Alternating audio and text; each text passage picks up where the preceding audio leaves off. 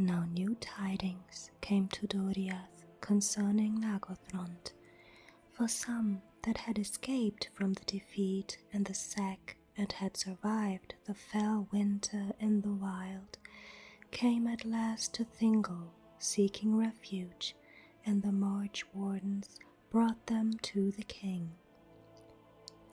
And some said that all the enemy had withdrawn northwards, and others that Glaurung abode still in the halls of Vilagund, and some said that the Mormegil was slain, and others that he was cast under a spell by the dragon and dwelt there yet as one changed to stone.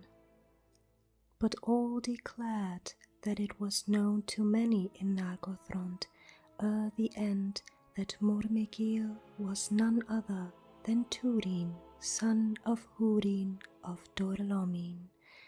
Then Morwen was distraught, and refusing the counsel of Melian, she rode forth alone into the wild to seek her son, or some true tidings of him. Thingol therefore sent Mablung after her with many hardy march wards to find her and guard her, and to learn what news they might.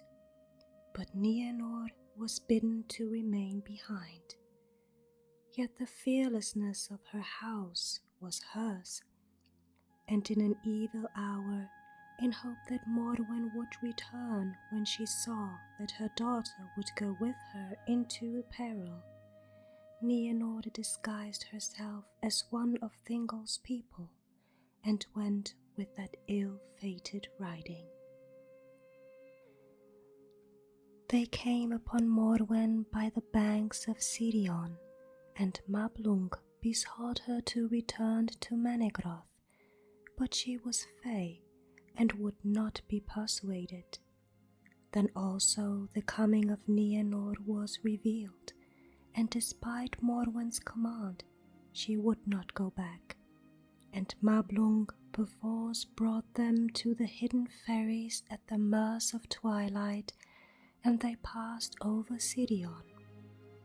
And after 3 days' journeying, they came to Amon Aethir, the hill of spies that long ago Vilagund had caused to be raised with great labor, a league before the doors of Nargothrond. There Mablung set a guard of riders about Morwen and her daughter, and forbade them to go further. But he, seeing from the hill no sign of any enemy, went down with his scouts to the Narok, as stealthily as they could. But Glaurung was aware of all that they did, and he came forth in heat of wrath, and lay into the river, and a vast vapour and foul reek went up, in which Mablung and his company were blinded and lost. Then Glaurung passed east over Narok.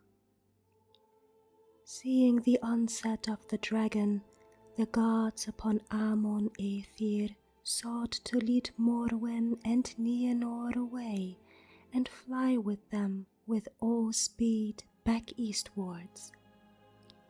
But the wind bore the blank mists upon them, and their horses were maddened by the dragon stench, and were ungovernable, and ran this way and that, so that some were dashed against trees and were slain, and others were borne far away. Thus the ladies were lost, and of Morwen, indeed, no sure tidings came ever to Doriath after. But Nienor, being thrown by her steed, yet unheard, made her way back to Amon Aethir, there to await Mablung, and came thus above the reek into the sunlight. And looking westward, she stared straight into the eyes of Glaurung, whose head lay upon the hilltop. Her will strove with him for a while, But he put forth his power, and having learned who she was, he constrained her to gaze into his eyes, and he laid a spell of utter darkness and forgetfulness upon her, so that she could remember nothing that had ever befallen her, nor her own name, nor the name of any other thing, and for many days she could neither hear nor see nor stir by her own will. Then Glaurung left her standing alone upon Amon Aethir, and went back to Nargothrond. Now Mablung, who greatly daring had explored the halls of Filagund when Glaurung left them, fled from them at the approach of the dragon, and returned to Amon Aethir. The sun sank, and night fell, and he climbed the hill, and he found none there, save Nienor, standing alone under the stars as an image of stone. No word she spoke or heard, but would follow if he took up her hand.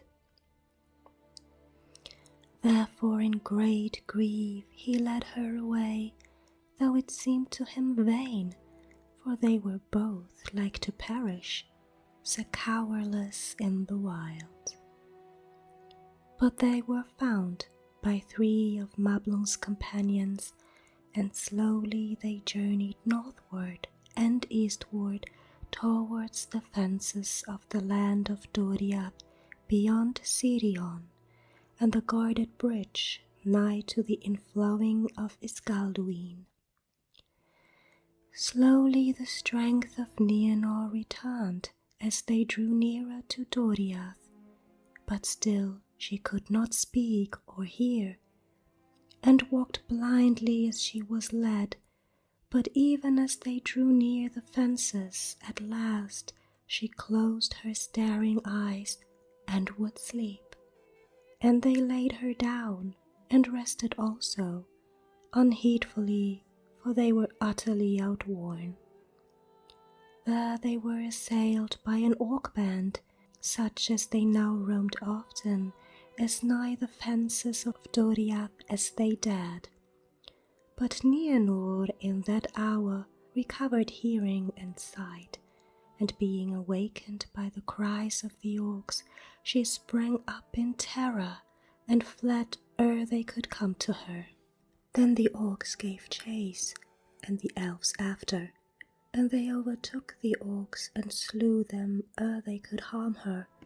But Nienor escaped them, for she fled as in a madness of fear, swifter than a deer, and tore off all her clothing as she ran, until she was naked, and she passed out of their sight, running northward, and though they sought her long, they found her not, nor any trace of her. And at last Mablung in despair returned to Menegroth and told the tidings. Then Thingol and Melian were filled with grief, but Mablung went forth and sought long in vain for the tidings of Morwen and Nienor. But Nienor ran into the woods until she was spent, and then fell and slept and awoke, and it was a sunlit morning, and she rejoiced in light as it were a new thing, and all things else that she saw seemed new and strange, for she had no names for them. Nothing did she remember save a darkness that lay behind her, and a shadow of fear. Therefore she went warily as a hunted beast, and became famished, for she had no food and knew not how to seek it. But coming at last to the crossings of Teiglin, she passed over, seeking the shelter of the great trees of Brethiel, for she was afraid, and it seemed to her that the darkness was overtaking her again, from which she had fled. But it was a great storm of thunder that came up from the south, and in terror she cast herself down upon the mount of Haud en Eleth, stopping her ears from the thunder. But the rain smote her and drenched her, and she lay like a wild beast that is dying. There Turambar found her, as he came to the crossings of Teiglin, having heard rumour of orcs that roamed near, and seeing in a flare of lightning the body, as it seemed, of a slain maiden lying upon the mount of Finduilas, he was stricken to the heart. But the woodman lifted her up, and Turambar cast his cloak about her, and they took her to a lodge near by, and warmed her and gave her food. And as soon as she looked upon Turambar, she was comforted, for it seemed to her that she had found at last something that she had sought in her darkness, and she would not be parted from him. But when he asked her concerning her name and her kin and her misadventure, then she became troubled as a child that perceives that something is demanded but cannot understand what it may be, and she wept. Therefore Turambar said, "Do not be troubled, the tale shall wait, but I will give you a name, and I will call you Niniel, Tear Maiden." And at that name she shook her head, but said, Niniel. That was the first word she spoke after her darkness, and it remained her name among the woodmen ever after. On the next day they bore her towards Ethel Brandir, but when they came to Dimrost, the rainy stair, where the tumbling stream of Celebros fell towards Teiglin, a great shuddering came upon her. Wherefore afterwards that place was called Nen Girith, the shuddering water. Ere she came to the home of the woodman upon Amon Obel, she was sick of a fever, and long she lay thus, tended by the women of Brethiel, and they taught her language as to an infant.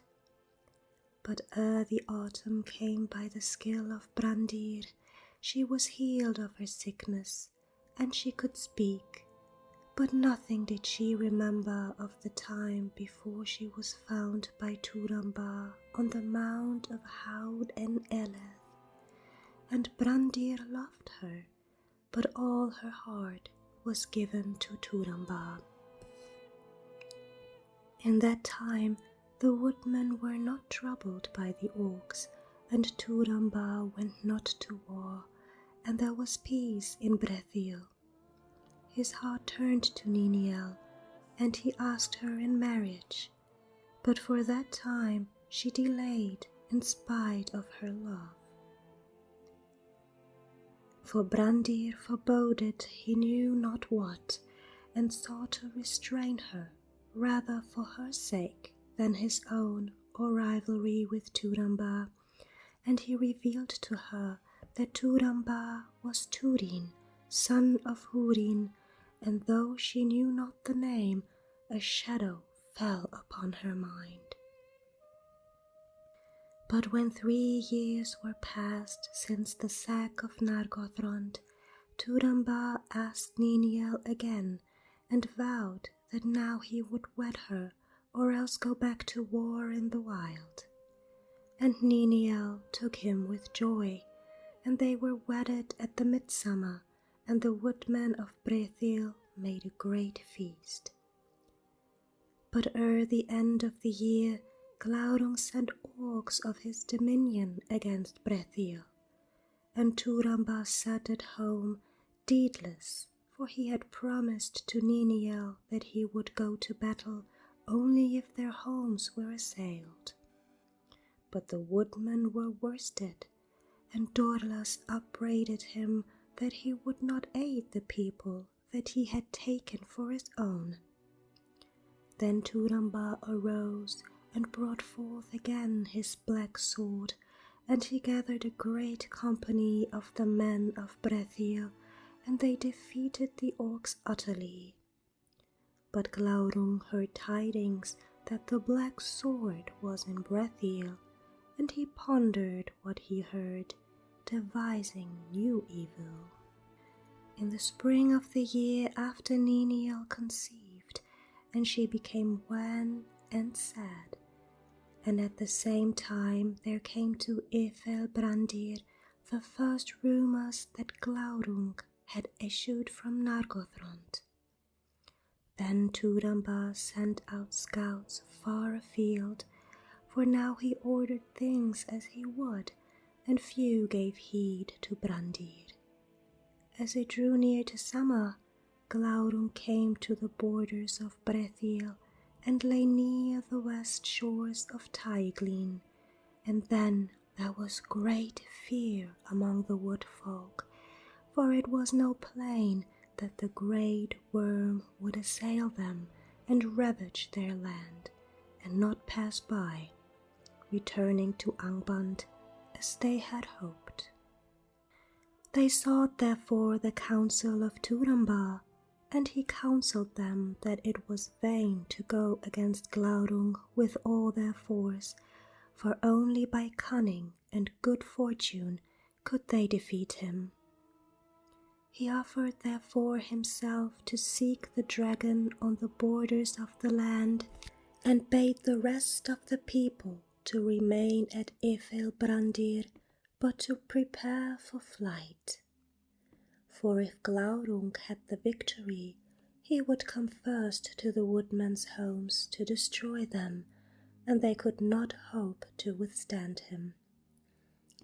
But if they then scattered far and wide, then many might escape, for Glaurung would not take up his dwelling in Brethiel, and would return soon to Nargothrond. Then Turambar asked for companions willing to aid him in his peril, and Dorla stood forth, but no others. Therefore Dorlas upbraided the people and spoke scorn of Brandir, who could not play the part of the heir of the house of Haleth, and Brandir was shamed before his people and was bitter at heart. But Hunthor, kinsman of Brandir, asked his leave to go in his stead. Then Turambar said farewell to Niniel, and she was filled with fear and foreboding, and their parting was sorrowful. But Turambar set out with his two companions and went to Nen Girith. Then Niniel, being unable to endure her fear and unwilling to wait in the Ethel tidings of Turambar's fortune, set forth after him, and a great company went with her. At this Brandir was filled all the more with dread, and he sought to dissuade her and the people that would go with her from this rashness, but they heeded him not. Therefore he renounced his lordship and all love for the people that had scorned him, and having naught left but his love for Niniel, he girt himself with a sword and went after her, but being lame he fell far behind. Now Turambar came to Nen Girith at sundown, and there he learned that Glaurung lay on the brink of the high shores of Teiglin, and was like to move when night fell.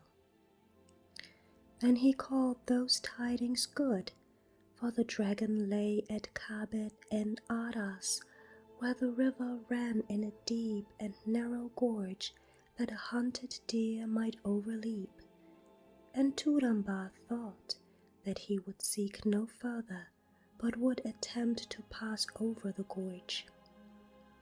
Therefore he purposed to creep down at dusk, and descend into the ravine under night, and cross over the wild water, and then to climb up the further cliff and so come to the dragon beneath his guard. This counsel he took, but the heart of Dorlas failed when they came to the races of Teiglin in the dark, and he dared not attempt the perilous crossing, but drew back and lurked in the woods, burdened with shame. Turambar and Hunthor nonetheless crossed over in safety, for the loud roaring of the water drowned all other sounds, and Glaurung slept. But ere the middle night the dragon roused, and with a great noise and blast cast his forward part across the chasm, and began to draw his bulk after. Turambar and Hunthor were well nigh overcome by the heat and the stench as they sought in haste for a way up to come to Glaurung, and Hunthor was slain by a great stone that was dislodged from on high by the passage of the dragon, and smote him on the head and cast him into the river. So he ended of the house of Harleth, not the least valiant. Then Turambar summoned all his will and courage, and climbed the cliff alone, and came beneath the dragon. Then he drew Gurthang, and with all the might of his arm and of his hate he thrust it into the soft belly of the worm, even up to the hilts. But when Glaurung felt his death pang, he screamed, and his dreadful throe he heaved up his bulk and hurled himself across the chasm, and there lay lashing and coiling in his agony. And he set all in a blaze about him, and beat all to ruin, until at last his fires died, and he lay still. Now Gurthang had been wrested from Turambar's hand in the throe of Glaurung, and it clave to the belly of the dragon.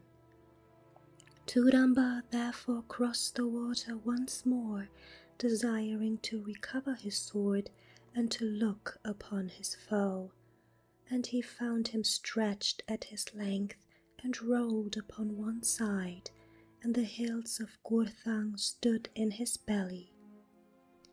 Then Turambar seized the hilts and set his foot upon the belly, and cried in mockery of the dragon and his words at Nargothrond. Hail, worm of Morgoth, well met again. Die now, and the darkness have thee. Thus is Turin, son of Húrin, avenged. Then he wrenched out the sword, but a spout of black blood followed it, and fell on his hand, and the venom burned it.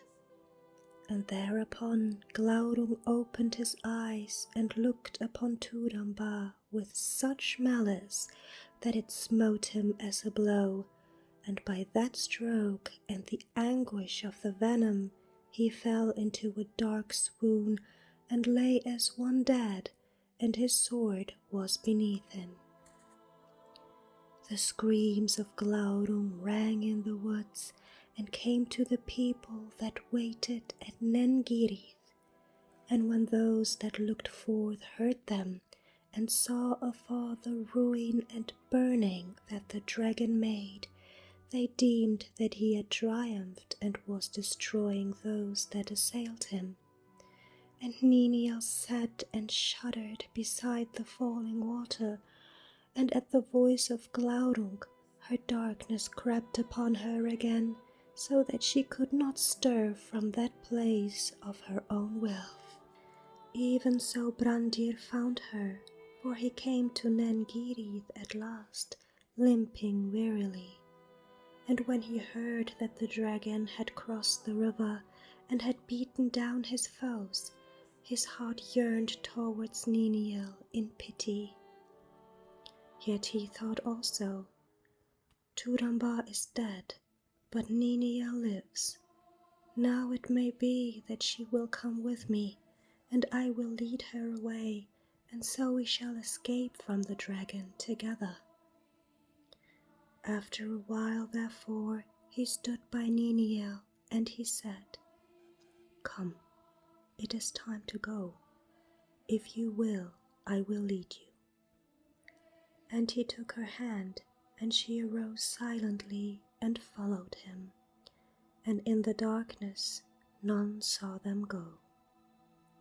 But as they went down the path to the crossings, the moon rose and cast a grey light on the land, and Niniel said, "Is this the way?" And Brandir answered that he knew no way, save to flee as they might from Glaurung and escape into the wild. But Niniel said, "The black sword was my beloved and my husband. To seek him only do I go. What else could you think?"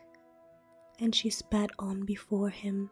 Thus she came towards the crossings of Teiglin, and beheld Haud and Eleth in the white moonlight, and great dread came on her.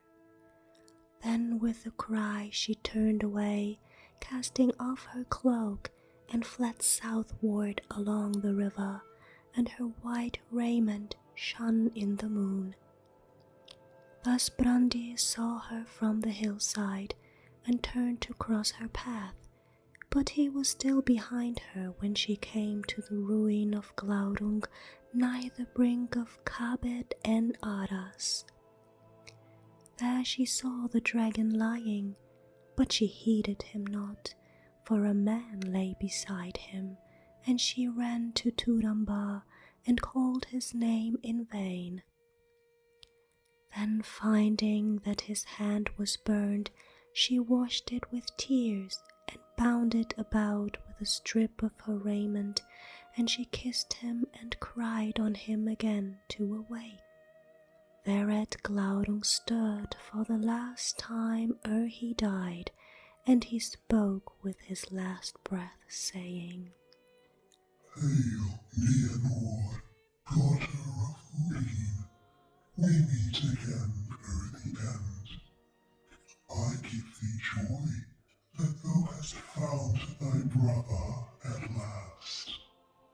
And now thou shalt know him, the stabber in the dark, treacherous to foes, faithless to friends, and a curse unto his kin. Turin, son of Urin, but the worst of all his deeds thou shalt feel in thyself."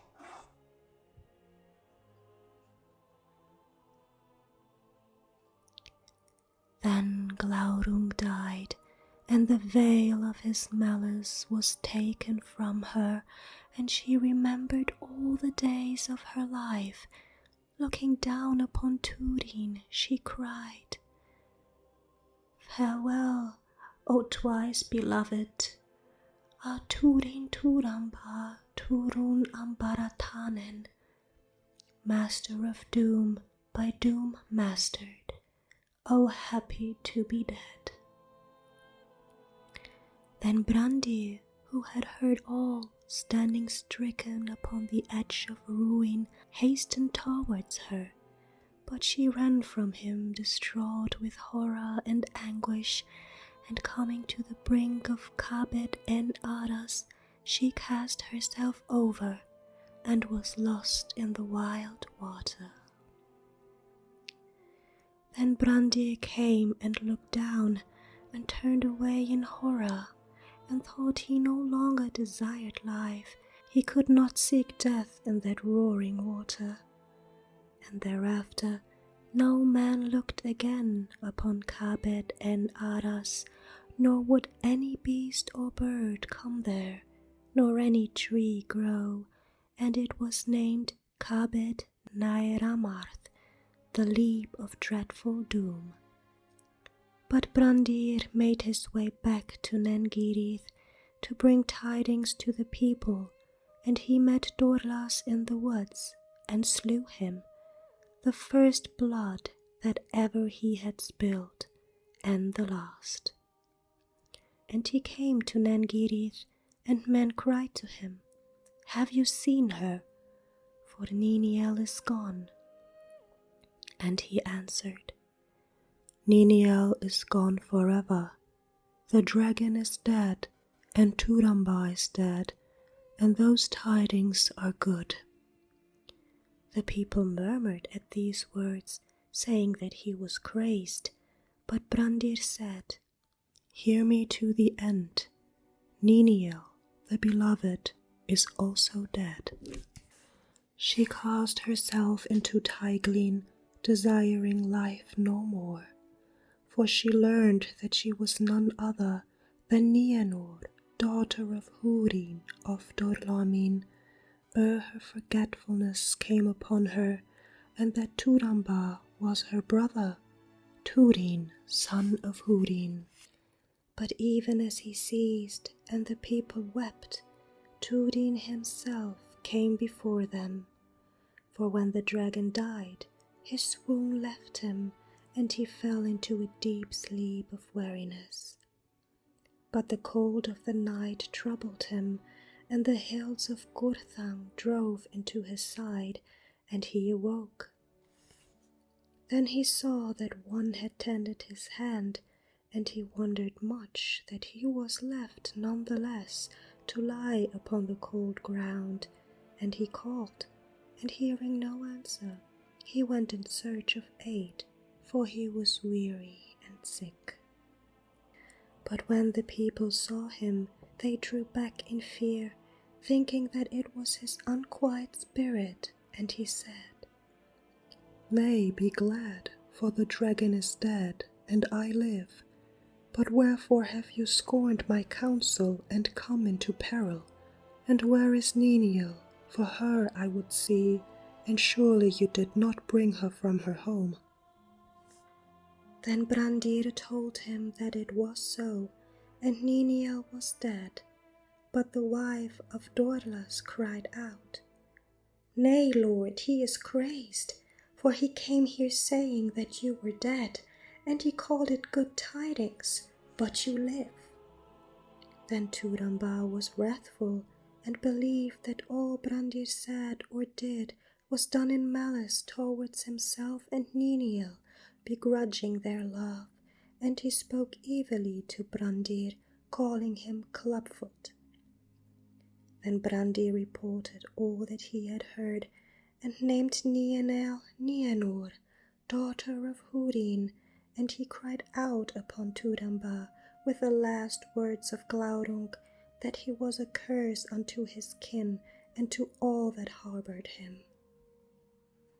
Then Turambar fell into a fury, for in those words he heard the feet of his doom overtaking him, and he charged Brandir with leading Niniel to her death, and publishing with delight the lies of Glaurung, if indeed he devised them not himself. Then he cursed Brandir and slew him, and he fled from the people into the woods. But after a while his madness left him, and he came to Haud and Eleth, and there sat and pondered all his deeds. And he cried upon Finduilas to bring him counsel, for he knew not whether he would do now more ill to go to Doriath to seek his kin, or to forsake them forever and seek death in battle. And even as he sat there, Mablung with a company of grey elves came over the crossings of Teiglin, and he knew Turin, and hailed him, and was glad indeed to find him yet living, for he had learned of the coming forth of Glaurung, and that his path led to Brethiel, and also he had heard report that the black sword of Nargothrond now dwelt there. Therefore he came to give warning to Turin, and help if need be, but Turin said, You come too late. The dragon is dead. Then they marveled and gave him great praise, but he cared nothing for it and said, "This only I ask, give me news of my kin, for in Dorlomin I learned that they had gone to the hidden kingdom." Then Mablung was dismayed, but needs must tell to Turin how Morwen was lost, and Nienor cast into a spell of dumb forgetfulness, and how she escaped them upon the borders of Doriath and fled northwards. Then at last Turin knew that doom had overtaken him, and that he had slain Brandir unjustly, so that the words of Glaurung were fulfilled in him. And he laughed as one fey, crying, "This is a bitter jest indeed." But he bade Mablung go, and returned to Doriath with curses upon it. "And a curse too upon your errand," he cried. "This only was wanting. Now comes the night." Then he fled from them like the wind, and they were amazed, wondering what madness had seized him, and they followed after him. But Turin far outran them, and he came to Kabed en Aras, and heard the roaring of the water, and saw that all the leaves fell sere from the trees, as though winter had come. There he drew forth his sword, that now alone remained to him of all his possessions, and he said, "Hail, Gurthang! No lord or loyalty dost thou know, save the hand that wieldeth thee. From no blood wilt thou shrink. Wilt thou therefore take Turin Turambar? Wilt thou slay me swiftly?" And from the blade rang a cold voice in answer, I will drink thy blood gladly, that so I may forget the blood of Belek, my master, and the blood of Brandy, slain unjustly. I will slay thee swiftly.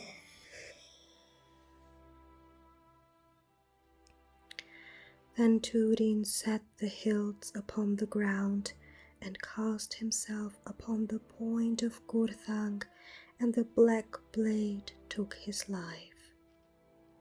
But Mablung and the elves came and looked on the shape of Glaurung lying dead, and upon the body of Turin, and they grieved. And when men of Brethiel came thither, and they learned the reasons of Turin's madness and death, they were aghast. And Mablung said bitterly, "I also have been meshed in the doom of the children of Húrin, and thus with my tidings have slain one that I loved." Then they lifted up Turin, and found that Gurthang had broken asunder. But elves and men gathered there great store of wood, and they made a mighty burning, and the dragon was consumed to ashes. Turin they laid in a high mound where he had fallen, and the shards of Gurthang were laid beside him. And when all was done, the elves sang a lament for the children of Húrin, and a great grey stone was set upon the mound, and thereon was carven in runes of Doriath, Turin Turambar Dagnir Glaurunga, and beneath they wrote also Nienor Niniel. But she was not there, nor was it ever known whither the cold waters of Teiglin had taken her.